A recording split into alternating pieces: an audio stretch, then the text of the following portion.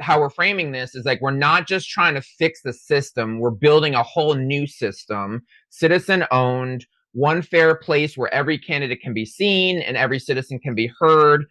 Basically like a matchmaker that connects you with the leaders that actually want to represent you. At a time when trust in American leadership is scraping historical lows, and voters across the spectrum feel stuck choosing between options they don't truly believe in, one question keeps resurfacing. Is there a better way to make democracy that actually works for the people it's supposed to serve? That's where our guest, Travis Misurell, comes in. While many voices in politics focus on outrage, blame, or deepening partisan divides, Travis is working to bridge the growing disconnect between citizens and the democratic process itself. He brings a refreshingly nonpartisan perspective, one grounded not in party loyalty, but in practical action. Instead of waiting for new laws or sweeping reforms, he offers a real-world blueprint for how ordinary Americans can use the rules already in place to amplify underdog candidates, increase visibility beyond party gatekeepers, and demand meaningful accountability from leaders.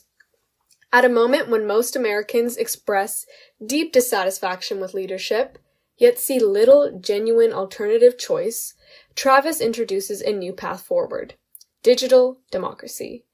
His vision empowers citizens to collaborate, evaluate leaders more effectively, and organize in ways that strengthen representation for everyone. Rather than fueling polarization, Travis equips listeners with simple, actionable tools to think critically, engage constructively, and participate in a broader movement towards a more transparent and citizen-driven democracy. Thank you for joining us today, Travis. Why don't we get started by you telling the audience a bit about yourself? Sure. So, in the long of it, my background's actually in psychology. I've always been fascinated in how people see the world and perspectives, seeing things psychological and sociological. Identify as neurodiverse as part of autism. And since I was even 12 years old, I just kind of felt like I saw the world a little differently, kind of observed things a little different than average people did. So it wasn't actually political specifically until 2016.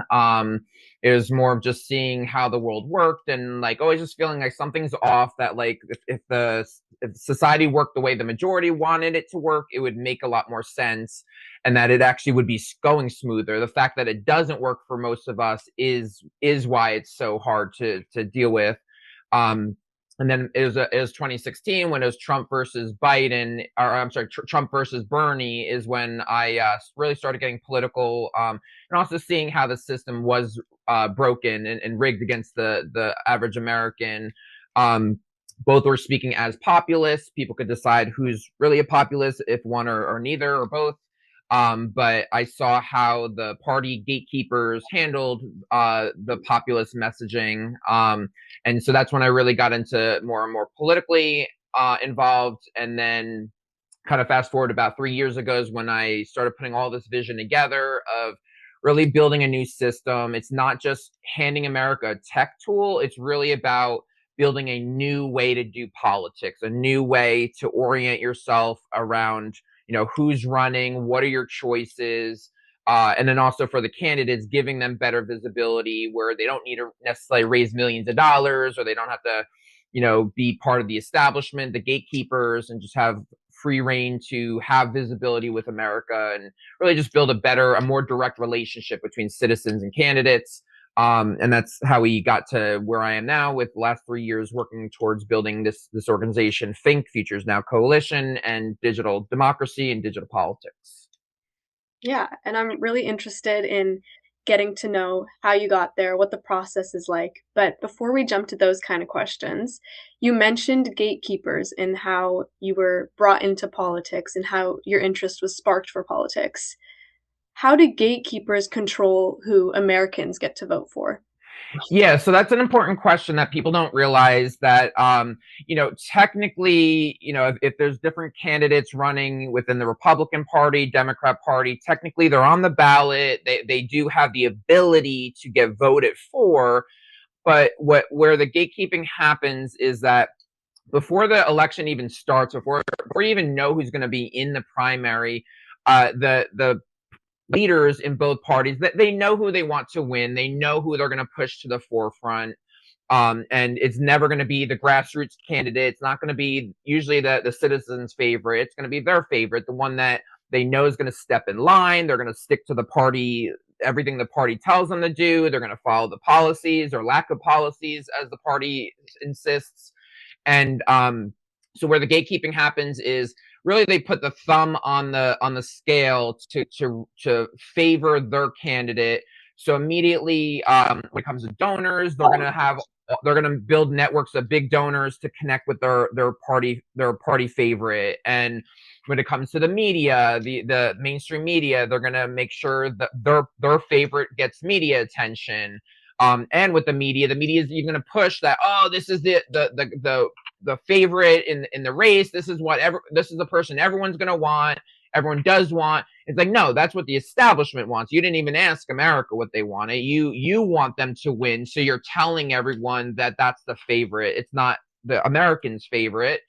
So there's the media side of it, there's big donor side of it, and just helping. They're going to help their candidate raise the most money. They're going to help their candidate get the most media attention. And then sometimes they don't even acknowledge some of the other candidates running in a race. So that's what the gatekeeping is about, is every way that they can move the needle towards the person they want to win, they will. And that makes a significant difference. You're talking about millions of dollars one candidate can get like in a drop of a hat because they play the game, where the other candidate has to start from scratch and mostly rely on small dollar donations and independent media.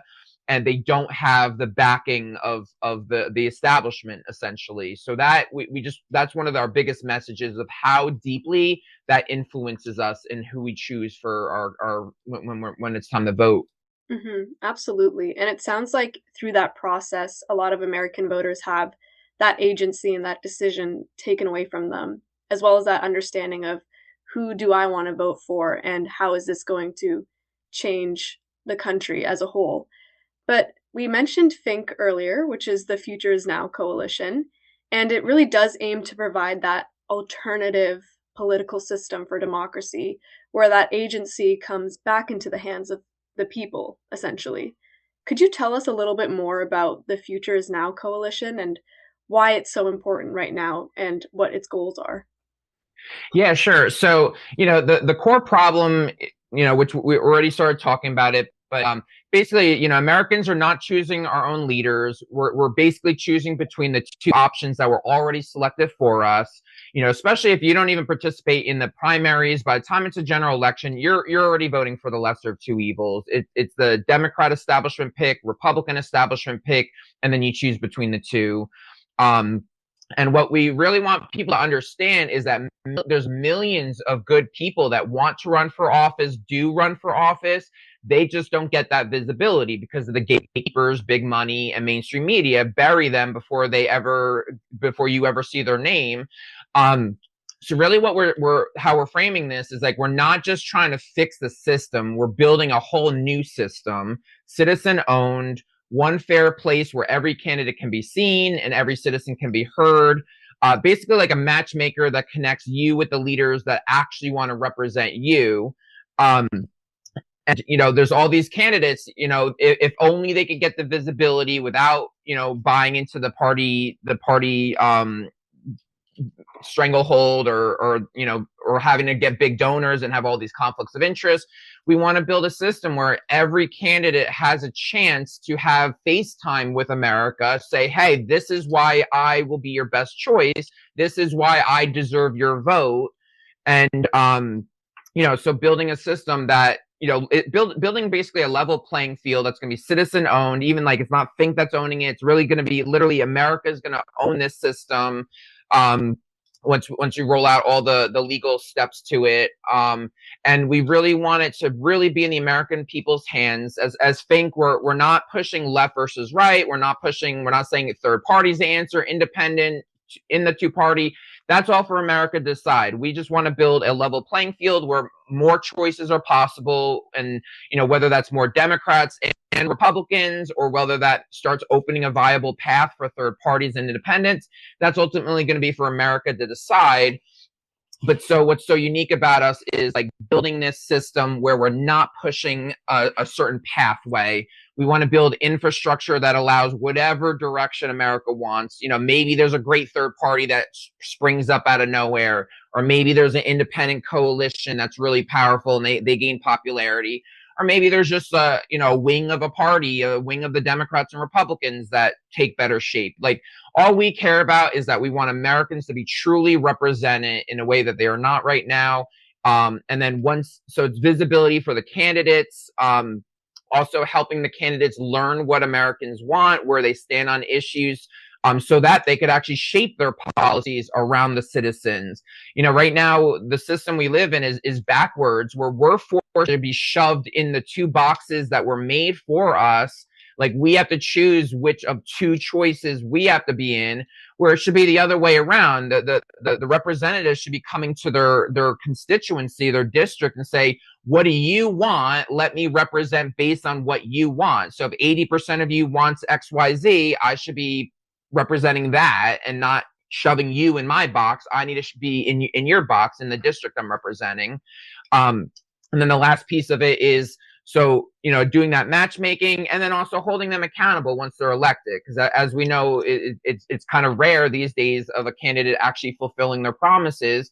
So we want to build a system that's easily helps citizens hold them accountable, give them consequences if they break all their promises, and build a path where it's easy for the citizens to know, like, how many promises did they keep, how many did they break, as well as the consequences that, if you break a lot of promises, there needs to be consequences in a way that it's not right now. Mm-hmm. So from what I'm hearing, it's a lot about bringing back the representative aspect to democracy and having citizens be able to have their interests represented in the democratic system.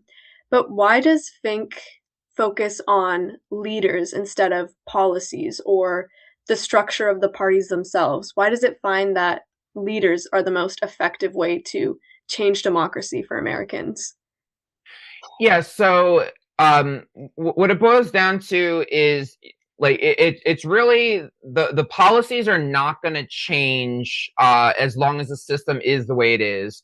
For decades we have like wonderful reform organizations and different movements, nonprofits that are for decades trying to move the needle forward in the right direction, and sometimes they make success, but sometimes it's like two steps forward, one step back. Sometimes it's more back than forward. But like what we're looking at, especially with Money in Politics and Citizens United passed about a decade ago, that basically legalized bribery. Money in politics is becoming a bigger and bigger influence, and it's coming to the point where it doesn't matter how much popularity a reform idea or a policy idea is. The candidates basically can't represent the people because they take millions of dollars from these big donors, and the big donors are specifically giving them money so that they don't do these fixes, they don't reform the system in the way that we need it to. So that's one big reason, is like the core problem is that there's a boatload of conflicts of interest in these parties. That's what's stopping any good reform. So it doesn't matter what reform it is. It's all, that's the core problem that stops all the best reforms.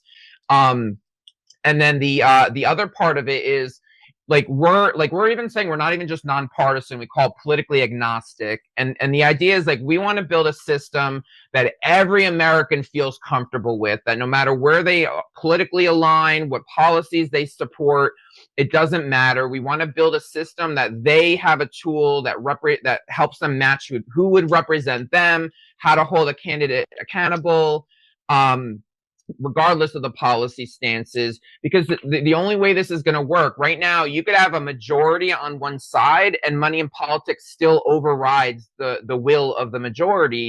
But if you have a mass majority of virtually everyone is on the system, even if they're split up in different left, right, and other forms, if everyone's on the system, that starts breaking it top down in a different way, and even if even like I say this often, like even if Congress had like 50% Republican and 50% Democrat, but all of them were actually grassroots, like citizens serving people that did not have the conflicts of interest, they would get things done. We would see the world being better. Even if half the half of Congress had a different ideology, the fact that their goal is to make their voters' lives better, that would change the entire system. But the incentive structure, the system we live in, that is not the system. Right now, they need money more than they need to prove that they're a good representative to you. So we firmly believe if democracy actually worked the way it's intended, and the American people were actually in control of this, yes, we'll move in the wrong direction here and there. Humans make mistakes. There's a lot of other parts to this, but we firmly believe if we're in a real democracy, every time we go in the wrong path, the system will, the world will feel like it's not going in the right direction. People will see that, and then they would change their voting decision. So, a true democracy is self-correcting. And so if every time we move in the wrong direction, society would learn from our mistakes and things would keep evolving and changing. So that's how we would move move it in the right direction. So, for us, as long as we ensure true representation and a more direct democracy, we believe that the system will work itself out. That's the core problem that bottlenecks all the other problems that we're dealing with. And when it comes to true representation, just based on what FiNC has on their website, there's this whole discussion of an up and down lens versus a left versus right lens. Why do you believe that an up or down lens is so important to understanding how people are represented in democracy? And also, what does an up and down lens look like? Yeah, sure. So yeah, we talk about the up-down lens quite often. Mainly, we mostly apply to candidates. It also applies to media. Eventually, it kind of applies to a lot of parts of life. But specifically for candidates, so what an up-serving candidate is someone, they turn to those with more power than them to lift them up in power. So they're turning to big donors, the party gatekeepers. They're turning to anyone above them in power to pull them up and pull the strings and pull the networks to get them higher up in their own power. Where a down-serving candidate, those are the grassroots candidates. They rise to power by actually gaining voter support. So regardless if they get the big donors, regardless if they get the party leaders to like them, they get the voters to like them. So usually a stronger volunteer base to reach out to voters. They actually talk to the voters. They tend to have more small dollar donations and try to limit how much big donors and like super PAC money they take. So the down-serving candidates, that's what we want, because we want them to literally want to serve the people and not just a concentration of power. So we really want to help people understand that, left versus right, that's up to America to decide. We're not going to change anyone's mind, somebody Republican to think Democrat or vice versa. But adding this up-down layer can change everything. That this is the more important piece to it, that, if you're a Republican, fine, but learn how to we're going to help you identify up or down candidates on the Republican side, or up and down candidates on the Democrat side.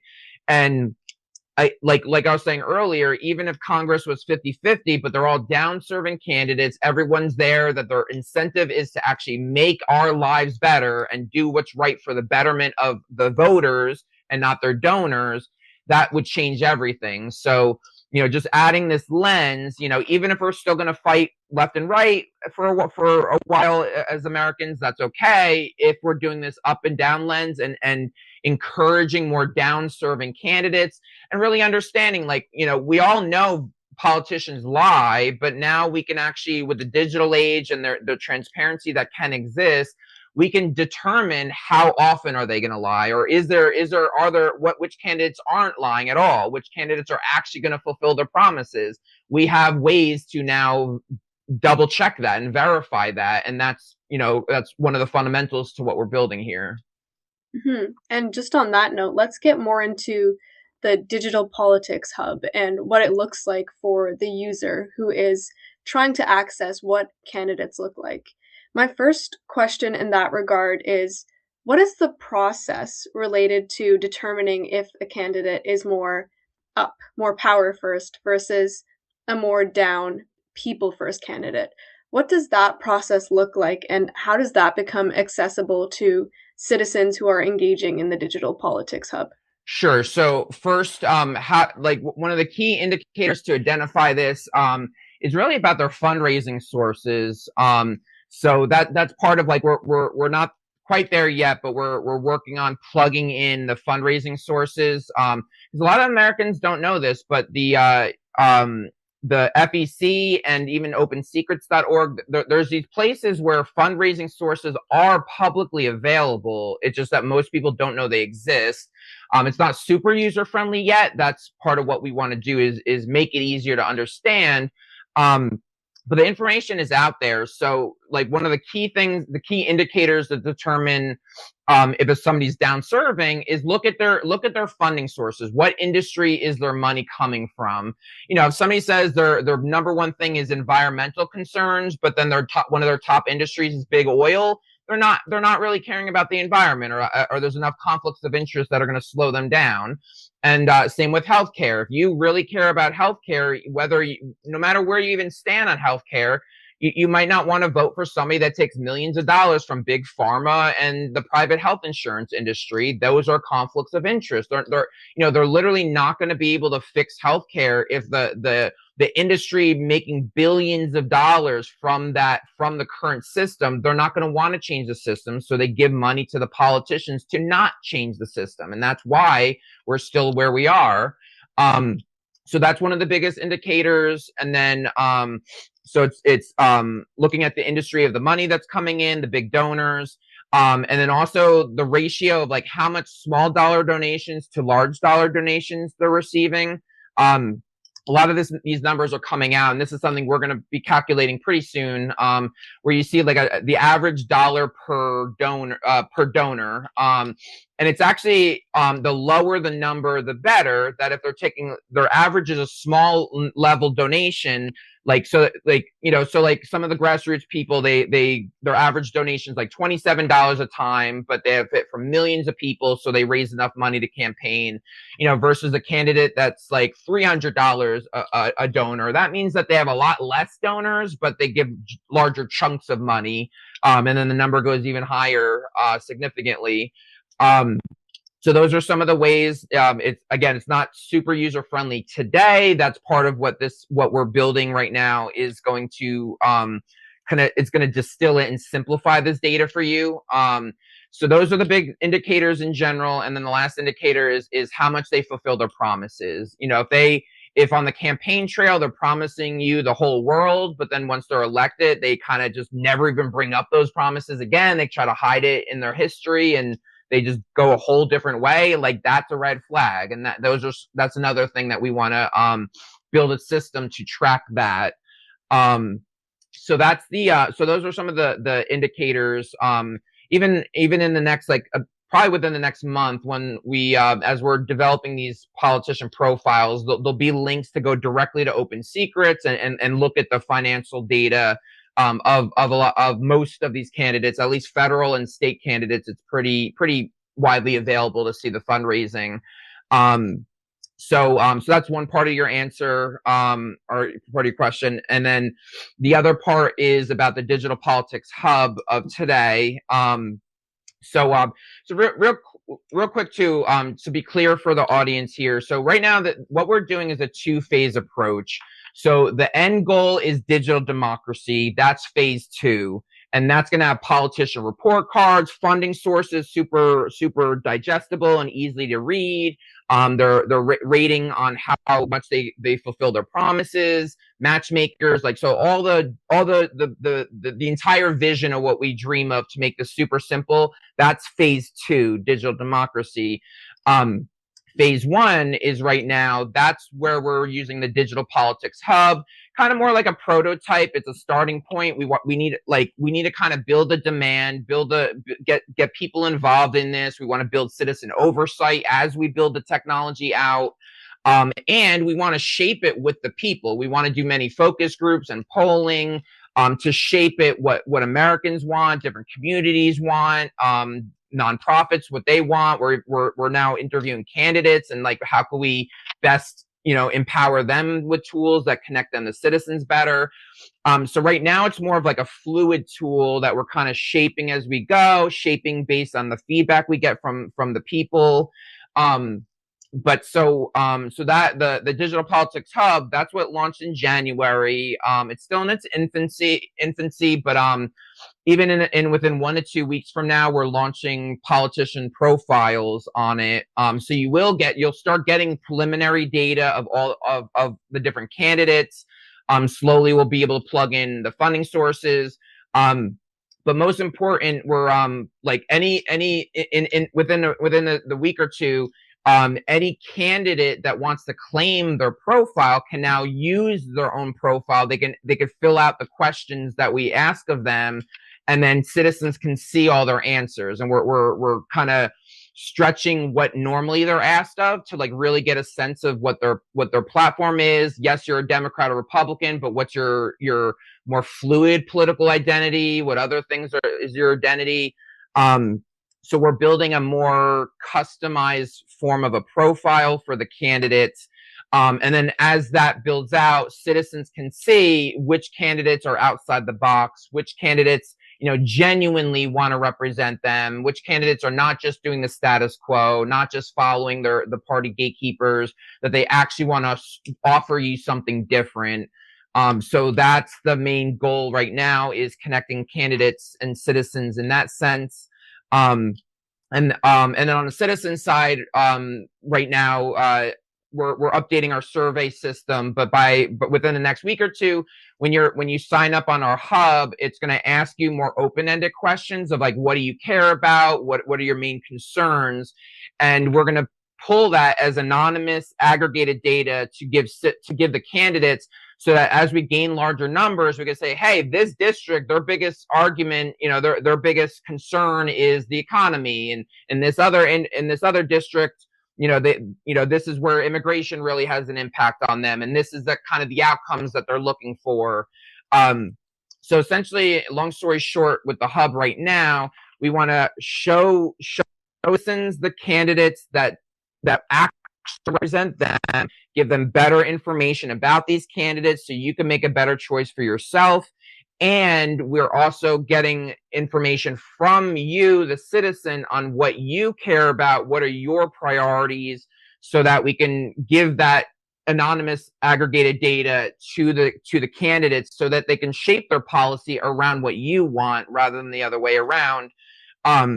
And so, so it's a big step in the right direction towards that new relationship that we want, where the candidates are shaping their policies around you, and that you're able to see all your choices without the manipulation of gatekeepers or anyone else. Mm-hmm, absolutely. And going back to the idea of matchmaking, I know a lot of people want to be involved in politics, but as you said, they see it as a two-party system that they don't align with, and that they're picking the lesser of two evils. So when it comes to matchmaking, and as you said, I know this is still in the process and there's lots of thought to still be put into it as this project develops, but what does that matchmaking look like? Is it an interactive quiz that's accurate? And if it's accurate, how do we ensure that it's accurate to the person taking the quiz? What does that process really look like? Yeah, sure. So the thing that's immediately coming out in like the next couple of weeks is really we're working on certain tags and keywords. Because we found just in the last couple months, now that the parties are getting messier and there's factions on both parties, people are adding new labels to the different candidates. So even like the primaries going on this week, people are calling them like, oh, those are blue dog Democrats. These are the progressives over here, libertarian Republicans. So there's more differentiators now than used to be. It used to be, oh, those are the Democrats and those are the Republicans. And now there's like all these new labels that are coming out. So with the rollout coming in the next week or two, the profiles on the candidate side, they say, I'm registered Democrat, I'm registered Republican, third party, or independent. But then they choose up to 5 identifiers, political identifiers that they believe that they resonate with at their core. So they might say, I'm a libertarian, I'm a new American, and that means blah, blah, blah. Like they could have 5 key words. They could define what those words those words mean to them in just one sentence. Because like libertarian, even that term might mean different things to different people. So we're going to encourage candidates to define each keyword as it relates to them. But then they could also start creating their own labels that different candidates can start sharing. So ultimately what this does is it gives a more fluid way that different candidates can align with each other. They could find some kind of different kinds of groupings that they could group, like me and these 10 other candidates. We all identify as new Americans, or we all identify as blue dog Democrats. So there could be these different identifiers. And then so as these tags are created, which again is happening only in the next couple of weeks with the first rollout of the profiles, citizens can search by those tags. One way they could do it is they could just look at a district, see what candidates are there, and then what labels each candidate has. Or you could say, you know what, I love the idea of the blue dog Democrats. Show me every blue dog Democrat in the country or my state or my district. And so as more and more candidates label themselves in these ways, you'll be able to filter and get matched up with those with the tags that you resonate with as a citizen. So that's the immediate way of doing it. And then as we develop it more and more, there will be another thing like the quiz that you said down the line, where people can really answer question by question, like, where do you stand on immigration? What outcome do you want out of immigration? Where do you stand on healthcare? Like almost like a typical dating service type of system. What issue, where do you stand on this issue? And then how important is that issue to you? So that'll come later. Right now, we want to make it a simple, easy entry point for citizens, where they could have more of an open-ended, like, what do you care about most? Like, right now in a week, we're gonna have what's launching is it's pretty much 3 open-ended questions that we ask you, and then we're gonna try to gather that data to help determine what your pain points are. But then we're gonna add these other quizzes as we go and more in-depth analyses. So ultimately, you'll be able to have your stance on issues. We're not going to frame it left versus right. We're going to frame it as like, what outcome do you want out of something? So for example, immigration is important to you. What outcome do you want? You might say, well, I want secure borders, but I also want a path to citizenship. Okay, well, you get to check off both of those. It doesn't mean one side, left or right. That's just the outcomes that you want to see. So we're going to build these polling survey type quizzes in a way that's nonpartisan, and we just want to know what you would want to see the outcome in these different issues. And that would also be a major part of the matchmaking in the future as well. Mm-hmm. It sounds like there's a lot coming up for FiNC, and especially for digital democracy. So when does that launch, and what is that going to look like? Yeah, so it's harder to say a when. It's more of once we reach a certain level of people support and resources, we need enough people power to really dive into digital democracy. It's kind of a gray area before when one turns into the other. Like right now, in the next couple of weeks, we are rolling out the politician profiles. We're going to start adding more and more of the survey stuff, the tags and everything that I just mentioned is part of now. So a lot of it's going to roll out now, but it's really, we need to really start, starting to get national attention is when we can go to digital democracy as a whole. Kind of thinking that as like phase 1 is like, right now it's a clay that we need to mold, and we want to, test the waters. Like this month, we're really focusing on Nevada. We're gaining a lot. We have a couple partnerships in Nevada that's bringing us some candidates and having them up. We're going to do focus groups with them, bring citizens in on Nevada as well. So it's kind of like this trial run, seeing how things work, what kind of features help the candidates, help citizens. We're going to plug journalists into all of this as well. So while it's still moldable and we're kind of playing with different features and adding and there's a lot of fluidity, it's still considered phase 1. The goal, the high hope, is that we're going to gain, with the focus in Nevada for the primaries, we're hoping that that's going to gain a lot of attention and start becoming nationwide news by the end of the year. And then our hope is by the general election, we will be having that national attention and gaining a lot of people's support. And best case scenario is that we can start forming this all into digital democracy, which is basically kind of building everything from scratch. Once we know all the features people are using, we have a lot of people testing this as it's being built. Then we're kind of gonna almost build it from scratch with coding and all the complexities from the ground up. And that's when it's going to be considered digital democracy. So best case scenario, if everything works the way we're seeing with Nevada, gaining the attention, we have candidates, we have citizens there, we're going to start getting journalist attention. If we could keep growing that over the next couple months, then we could definitely be seeing digital democracy by the end of the year. Mm-hmm. That sounds like a very exciting timeline and lots of exciting things coming up for this project. My next question is focused on why this project is unique compared to other projects. For instance, there's a website called VoteMate that allows you to compare party platforms and candidates in your area. And that's a website that's accessible to many Canadians. So how is digital politics unique compared to websites that already exist similar to that? Yeah, so even like you're saying, like Canada has their own systems. Even in the US, there's like 15, 20, even maybe now it's about 30 different platforms of like people trying to do like what we're building. But then also none of them are really getting the buy-in that's needed. The big catch-22 is like these platforms will only work if enough people are using it and it's influencing people's decisions. And so another piece is like, it's not supposed to just be a voting guide. We're not saying, oh, here, this is going to help you vote a little easier.